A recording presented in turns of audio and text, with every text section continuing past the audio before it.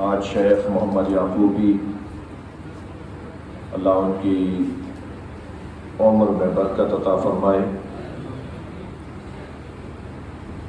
کا شکر گزار ہوں کہ ان کے نمائندہ محترم جناب حجت الاسلام والمسلمین شیخ محمد ناصری صاحب اللہ نے آج یہ گلدستہ سجایا ہے، اور اس گلدستے کا ایک پھول جناب مولانا محمد رمضان صاحب ہیں اور ایک سجا ہوا پھول جناب سبزواری صاحب ہیں۔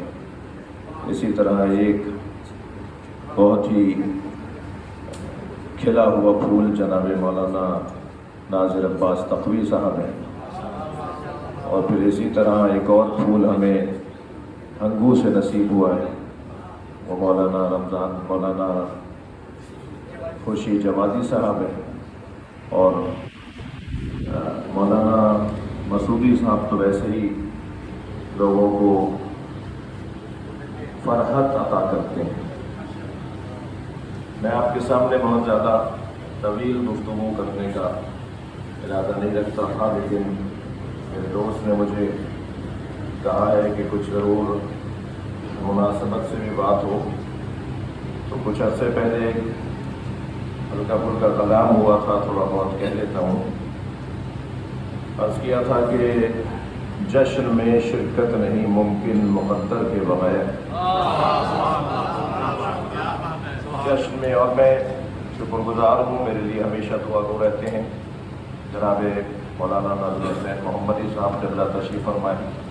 یہ مولانا شفیع الحسین محمدی صاحب کے فرزند ہیں، مولانا اعجاز محمدی صاحب کے پوتے ہیں، جو ڈیرہ اسماعیل خان میں دفن ہیں، جن کے جنازے میں شاید امام زمانہ نے شرکت کی تھی۔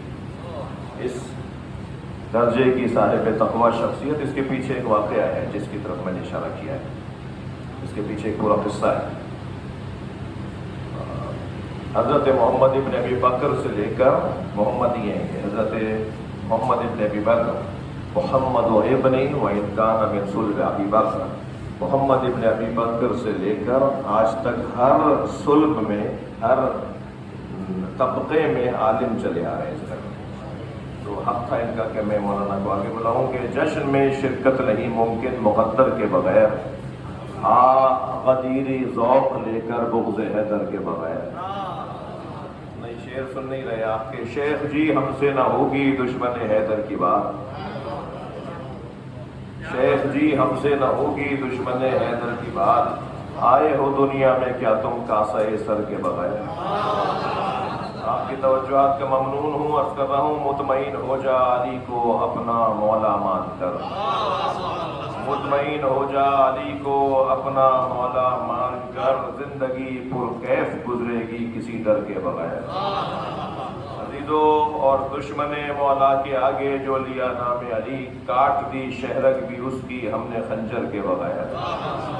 اور ان لوگوں سے مخاطب ہوں جنہوں نے سرزمین مقدس یعنی حوض علمیہ قم، سرزمین مقدس مشہد مقدس امام علی رضا کی سرزمین یعنی اسلامی جمہوری ایران کی طرف پہلی آنکھوں سے دیکھا، اور اب انشاءاللہ اسلامی جمہوری ایران ان کی آنکھوں کو نکال کے پھینکے گا۔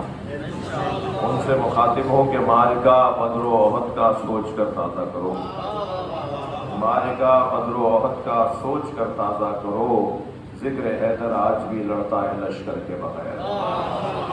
الحمدللہ اس وقت جس موضوع پر ہم اور آپ جمع ہیں، میں مبارکباد پیش کرتا ہوں حجت الاسلام ناصری صاحب قبلہ کو کہ انہوں نے خوبصورت ایک سجا ہوا اجتماع اور معاشرے کی جو کہہ لیجیے کہ نبض اور شہرت اور معاشرے کا مخ اور دماغ ہے، وہ علماء کرام ہوا کرتے ہیں، ان کا اجتماع بلایا، زیارت کروائی اہل علم کی۔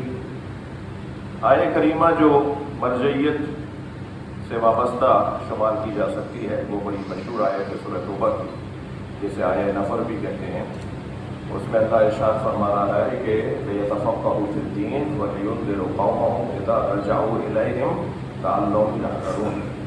اس آیہ کریمہ میں پروردگار عالم نے عوام کو پہلے مرجع بنایا ہے، اور پھر عوام کسی کو مرجع بناتی ہے جسے مجتہد کہا ہے۔ شاید میں بات مختصر ہونے کے خوف سے تشنا نہ چھوڑ جاؤں، اس کا مجھے خوف ہے۔ سب سے پہلے عوام مرجع ہے، یعنی اگر مجھے اور آپ کو عوام کا احساس نہیں ہے، اپنی قوم کا احساس نہیں ہے، اپنی ملت کا احساس نہیں ہے، تو پھر ہماری طرف بھی رجوع نہیں ہوگا۔ ہماری طرف رجوع جب ہوگا جب پہلے ہم ان کی طرف رجوع کریں گے۔ آپ آیت کی ترتیب میں دیکھ لیجئے، آیت کی ترتیب میں ہے کہ اذا رجعوا الیہم، آپ کو لِتَفَقَّهُوا کے بعد فقہ دین میں فقہ اور دین میں سمجھ حاصل کرنے کے بعد آپ کو لوٹنا ہے اپنی عوام کی طرف۔ اب یہ لوٹنا بدنی ضروری نہیں ہے، یہ لوٹنا بدنی ہو، یعنی آپ کا بدن لوٹے اپنی قوم کی طرف، آپ کی فکر کا، جیسے ہمارے مراجع تقریر، مراجع عظام حوزہ علمیہ قم سے بعض اوقات یا حوزہ علمیہ نجف سے بعض اوقات وطن اپنے پلٹ کر نہیں آئے، بہت ایسی مثالیں آپ کو ملیں گی، مگر ان کی سوچ اپنے قوم کی طرف پلٹی ہوئی ہوتی ہے۔ ان کا کوئی دن نہیں گزرتا جس دن اپنی قوم کے بارے میں وہ فکر مند نہ رہتے ہو، یعنی لوٹنا پھر بھی قوم کی طرف ہے۔ یعنی مجھے اور آپ کو اگر اپنی قوم کا احساس ہوگا تو پھر قوم ہمارا احساس کرے گی، لیکن اگر ہمیں اپنی قوم کا احساس نہیں ہوگا تو ہماری قوم بھی ہمارا احساس نہیں کرے گی۔ ہمیں اس نقطے کی طرف توجہ کی ضرورت ہے کہ محور سب سے پہلے ذات خدا ہے اور پھر محور خلق خدا ہے۔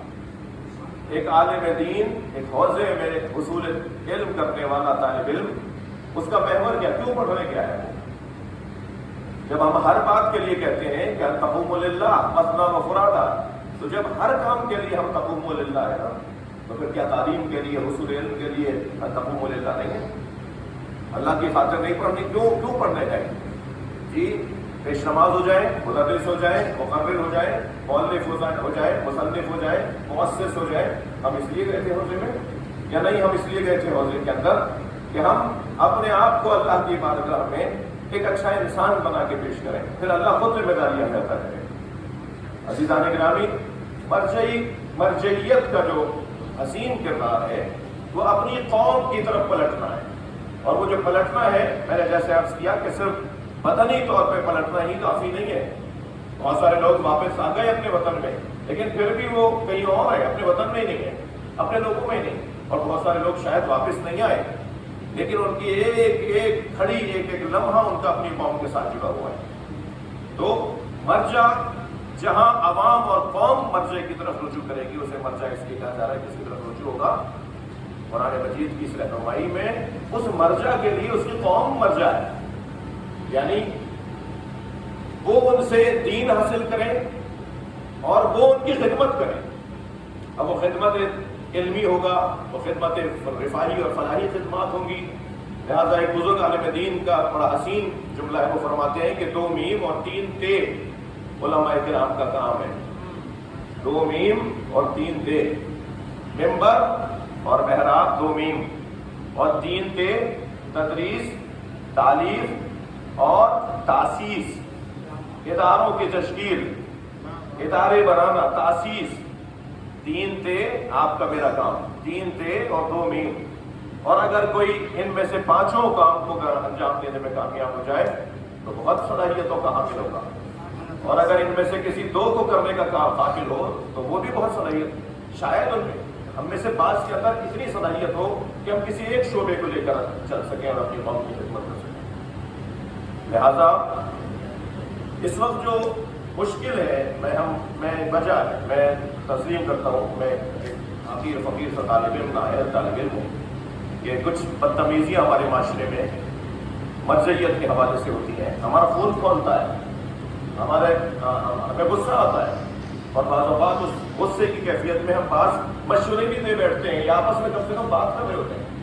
لیکن میرا ایک سوال ہے، جو لوگ اس طرح کی گفتگو کریں اور عوام خاموش رہے، حتیٰ بعض علماء خاموش رہے، تو اس کا کیا سبب کیا ہے؟ اس کا سبب کیا ہے؟ ہم نے اب تک مرجعیت کو پاکستان میں متعارف نہیں کروایا، مجھے کچھ دیر کے لیے برداشت فرمائیے۔ طریقے اپنائے جاتے ہیں، طریقے نکالے جاتے ہیں۔ مثلا میں مثال دے رہا ہوں، ہمارے ہاں ایک صاحب مجھ سے کہنے لگے، صاحب ہم تو تقلید نہیں کرتے۔ میں نے کہا میں نہیں مانتا، آپ غلط کہہ رہے ہیں کہ آپ تقلید نہیں کرتے. کہنا نہیں کرتا میں تقلید. تو میں نے کہا کہ مجھے بتائیے آپ کے گھر میں تھوڑی سی گفتگو چینج کر کے ماحول بدل کے میں نے کہا کہ مجھے بتائیے آپ کے گھر میں کتابیں کون کون سی ہیں. اس نے کہا جی وہاں جو ضروری کتابیں ہوتی ہیں ہمارے گھر. مثلاً میں نے کہا قرآن ہے، نہج البلاغہ ہے، صحیفہ سجادیہ ہے. کہنے لگا ہاں ہاں ہاں. میں نے کہا تحفۃ العوام ہے. کہنے لگا ہاں. میں نے کہا کیسے ممکن ہے کہ آپ کے گھر میں تحفۃ العوام ہو اور ہر شرعی مسئلہ آپ تحفۃ العوام سے نکال کے پڑھتے ہو اور آپ کہہ رہے ہو کہ میں تقلید نہیں کرتا. وہ اس وقت کی توضیع المسائل تھی بھائی. اب سے 100-150 سال پہلے، 70-80 سال پہلے وہ تحفۃ العوام اس وقت کی توضیع المسائل تھی. مجھے خوشی ہوئی ہے بعض فقہا کے دفاتر نے توضیع المسائل کا نام تبدیل کرنے کا کچھ کام بھی دکھایا ہے، کام بھی کیا ہے. ٹھیک ہے، اگر کسی کو خواہ کی چڑ ہو رہی ہے تو آپ نام بدل دیجئے. فقہ اہل بیت نام رکھ دیجیے اس کا مثلا، یا کوئی اور نام رکھ دیجیے. ایک سبب سلیقے کے ساتھ مرجعیت کی تقویت کا میرا اور آپ کا کام ہے. ہم مرجعیت کی تقویت کے لیے سلیقہ مندی کا اظہار نہ کر رہے ہوں اور پھر عوام کی طرف سے اگر رجوع نہ ہو رہا ہو یا عوام کی طرف سے اگر توجہ نہ ہو اور ہمارا غصہ عوام کے اوپر ہو تو میں سمجھتا ہوں کہ کسی حد تک بھیجا ہے. ہمیں تھوڑا سا دیکھنا ہوگا سلیقہ. میں شیخ ناصری صاحب سے گزارش کروں گا کہ نخبگان کا، منتخب لوگوں کا ایک اجلاس کا بھی طلب کیا جائے. اب تو محرم قریب ہے، ایام اعزا کے بعد ربیع الاول کے مہینے میں، اور ہم اس پہ غور کریں کہ وہ کون سے سلائق اور وہ کون سے طرق ہیں، وہ کون سے رستے ہیں جن کے ذریعے سے ہم مرجعیت کو تقویت پہنچا سکتے ہیں، مرجعیت کو ہم مضبوط بنا سکتے ہیں. میں زیادہ آپ کو زحمت نہ دوں. ہمیں اپنی عوام سے محبتوں کو خریدنا ہوگا. بہت سادہ لوگ ہیں، اللہ کرے یہ کلپ نہ بن جائے. بہت سادہ لوگ ہیں ہمارے، وہ پوری قوم اس بات پہ. میں عوامی آدمی ہوں، ٹھیک ہے. ابھی 5 دن کے مسلسل شاید کہ 2-2.5 لاکھ لوگوں سے خطاب کے بعد آپ کی خدمت میں بھی کچھ دیر پہلے کراچی اترا ہوں اور پھر ابھی 7 بجے پھر روانگی ایک اور شہر کے لیے. اتنا سادہ ہے ہماری قوم، اتنی سچی ہے ہماری قوم کہ اگر صرف ایک نوحہ آپ سن لیں نا مجلس کے بعد، یہ آپ کی مرید ہو جاتی ہے. مگر علماء کرام پر تو گرا گزرتا ہے کہ وہ جلوس میں چلیں، وہ حلقے میں ماتم کریں، وہ علم اٹھا لیں، وہ کبھی ذوالجناح نظر آ جائے تو ذوالجناح کے قریب جا کر مثال کے طور پہ اظہار ادب کرتے ہیں، اظہار تعظیم کرتے ہیں. میں البتہ مجموعی طور پہ بات کر رہا ہوں. کراچی میں علماء کا ماتمی دستہ ہے. میں سب سے ساتھ خوشخبری سناؤں. کراچی میں علماء کا ماتمی دستہ عاشور کے اور چہلم کے جلوس میں باقاعدہ علماء نوحہ پڑھتے ہیں. خود مولانا ناظر عباس صاحب نوحہ پڑھتے ہیں، اس میں مولانا حسن ظفر صاحب نوحہ پڑھتے ہیں، مولانا نعیم عباس صاحب اس میں نوحہ پڑھتے ہیں، اور علماء باقاعدہ اماموں کے ساتھ اس میں ماتم کرتے ہیں. مگر یہ دکھاوے کے لیے نہیں. ہمارا بھی کوئی حصہ ہے یا نہیں عزاداری میں؟ مجھے بتائیے. یہ جو 2 میم اور 3 تے کے علاوہ اگر 6ٹھی چیز میں اضافہ کر دوں اور وہ ہے عزاداری میں بھرپور شرکت. آپ یقین جانیے کہ اگر ہم 1 سال کی بھی پریکٹس کر لینا عزاداری میں بھرپور شرکت کی پریکٹس، یہ ساری عوام علماء کی معتقد ہو جائے گی اور علماء تھالی میں رکھ کے اس عوام کو مرجعیت کی خدمت میں پیش کر دیں. ممکن ہے کوئی کہے کہ صاحب یہ گلا شکوہ آپ کا. ایک جگہ میں نے بات کی تو کچھ ناراضگیاں ہو گئیں اور ایک صاحب نے فرمایا کہ صاحب ہم اپنے شہر میں تو نہیں ہوتے جو ہم اپنے جلوس میں شریک ہوں. اگر ہم کسی بھی شہر میں ہوتے ہیں وہاں ہوتا ہے نا، جلوس ہوتا ہے، ماتم ہوتا ہے، عزاداری ہوتی ہے. قوم اور نجف کے علماء کے ہاں عشرے ہوتے ہیں یا نہیں ہوتے؟ مجھے آپ 25 علماء بتائیے پورے پاکستان کے جن کے گھر میں خمسہ ہوتا ہو، جو بانی مجلس ہوتے ہو. 25 نام بتا دیجیے آپ. ہر شخص کے وہ گھر میں ہونا چاہیے نا، ہر شخص کی طرف سے عزاداری ہونی چاہیے. قوم اور نجف کے علماء کی بیرونیوں میں دفاتر میں مجالس اور ممبر لگا ہوا ہے اور مجالس اور عزاداری ہوتی ہے. مولانا میں غلط کہہ رہا ہوں؟ کوئی ہنسنے کی بات ہے تو مجھے بھی بتائیے، میں بھی ہنسوں. نہیں کوئی ہنسنے کی بات ہے تو مجھے بھی بتائیے، میں بھی ہنسوں. ایک صلوات پڑھیں ذرا محمد وآلہ. اس سے بلند صلوات ہم دیا کرتے ہیں.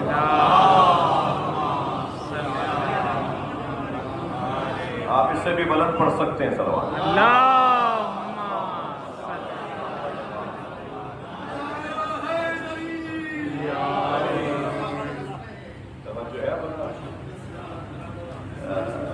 کوئی آپ کے مزاجوں کو مقدر کرنا مطلب نہیں ہے.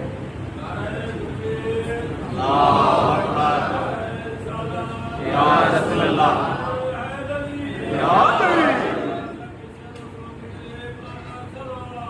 اللہم صلی علی محمد. میرے خیال سے کچھ خود اعتمادی کا مسئلہ ہے، خود انحصاری کا مسئلہ ہے. علامہ اقبال کے فلسفہ خودی کو پڑھنے اور پڑھانے کا مسئلہ ہے. اپنے اوپر اور اپنے علم کے اوپر، اپنے کردار کے اوپر بھروسہ کرتے ہوئے بولڈ فیصلے لینے کی ضرورت ہے. ٹرسٹیز سے اور انجمنوں سے اور مخیرین سے اور خمس نکالنے والوں سے بہت زیادہ بچھ کر اور گر کر اور جھک کر بات کرنے کی ضرورت نہیں ہے. اپنے وسائل کو بہتر کرنے کے ذرائع سوچنے کی ضرورت ہے. اپنے مسائل کو مالی طور پر حل کرنے کے ذرائع سوچنے کی ضرورت ہے. اور کوئی مسئلہ نہیں ہے، کوئی بڑی بات نہیں، کوئی مشکل بات نہیں ہے. اس پر غور بھی کیا جا سکتا ہے، اس پر بیٹھ کر بات بھی ہونی چاہیے. اور جب علاقائی عالم دین مضبوط ہوگا، پیش نماز مضبوط ہوگا، محراب مضبوط ہوگی، آپ کے پاس روزانہ 25 سے لے کے 100 لوگ جتنے بھی افراد تشریف فرمائے، شخصیات میں دیکھ رہا ہوں بڑی بڑی مسجدوں کے ائمہ جماعت مولانا تشریف فرمائے ہیں. بہت سارے دوستوں کو میں اکثر دوستوں کو جانتا ہوں، جن کو نہیں جانتا وہ میری کم علمی ہے اور میری نااہلی ہے. اتنی بڑے لوگ بیٹھے ہیں، یعنی اس وقت میرے حساب سے یہ پورا کراچی بیٹھا ہوا ہے. یعنی پورا کراچی مراد ہے، پوری کراچی کی عوام بیٹھی ہوئی ہے. ہر پیش نماز کے پیچھے 25 سے لے کے 100 تک نمازی دہلی کے ہیں. اور 32 یا 34 جمعے ہوتے ہیں کراچی میں، تقریباً 32 34. تو پھر آیت اللہ بشیر کے فتوے پہ عمل ہوتا ہوگا. صلوات پڑھے گا محمد وآلہ.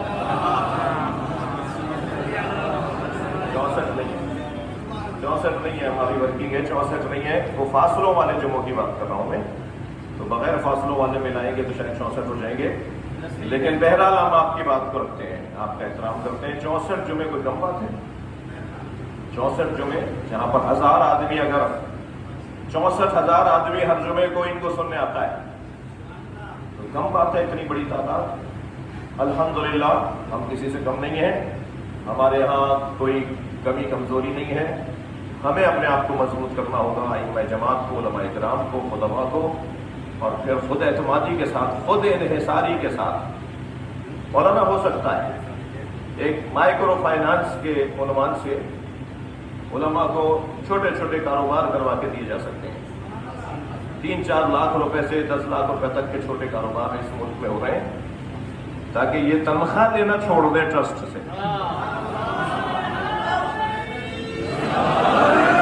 تاکہ یہ انجمنوں سے پیسے لینا چھوڑ دیں. اور جب یہ، اور ملتے کیا ہیں، میں خود 18 سال تک باب العلم میں پیش نماز رہا. تو ایک دفعہ تو ٹرسٹیز نے اندر بلا کے چرخنی لگا کے مجھے پیسے دیے کہ 6 مہینے سے آپ نے پیسے نہیں لیے. میں نے اسے چوم کے رکھا. میں نے کہا بھائی اس سے زیادہ تو میں اپنے ڈرائیور کو دے دیتا ہوں، یہ تبرک کے طور پہ رکھ لیتا ہوں. مولانا ہے غلام حیدر صاحب تشریف فرمائے. تو خود انحصاری کی طرف جانا ہوگا. پھر کیا ہوتا ہے کہ جب عالم ان سے تنخواہ لے رہا ہے، ان سے مسائل لے رہا ہے، ان سے مثال کے طور پر انتظار کر رہا ہے کہ کبھی ہمیں کیا دیں گے، تو پھر وہ بات نہیں کر پائے گا، حق اور سچ نہیں بول پائے گا. وہ بولتے وقت 4 دفعہ سوچے گا کہ کہیں میری تنخواہ بند نہ ہو جائے، کہیں مجھے مسجد سے نکال نہ دیا جائے. مولانا جوادی صاحب، حیدر جوادی صاحب کے بھائی کا نام کیا تھا مرحوم کا؟ مراد علی حیدری صاحب. وہ ایک جامعۃ المنتظر لاہور کے اندر ایک اجلاس تھا، میں بھی اس میں شریک تھا. وہ فرمانے لگے کہ اگر شہر کا چوڑا، معاف کیجیے گا پنجابی میں مہتر کو کہتے ہیں، صفائی کرنے والے کو، روڈ رستے پہ جو جھاڑو دیتا ہے، وہ فرمانے لگے کہ اگر شہر کا کوئی، معاف کیجیے گا وہی لفظ بول رہا ہوں کیونکہ مزہ اسی میں آئے گا. وہ کہنے لگے کہ اگر شہر کا چوڑا نوکری سے نکال دیا جائے تو سارے چوڑے جھاڑو چھوڑ کر کھڑے ہو جاتے ہیں، اور اگر کسی پیش نماز کو کسی مسجد سے نکال دیا جائے تو دوسرا پیش نماز آ کے کہتا ہے میں حاضر ہوں. یہ وجہ کیا ہے، اس کا سبب کیا ہے؟ ہم مضبوط نہیں ہوں گے تو مرجعیت مضبوط نہیں ہوگی. ہم ہی تو مرجعیت کے نمائندے ہیں نا اپنے محلوں میں، اپنے علاقوں میں.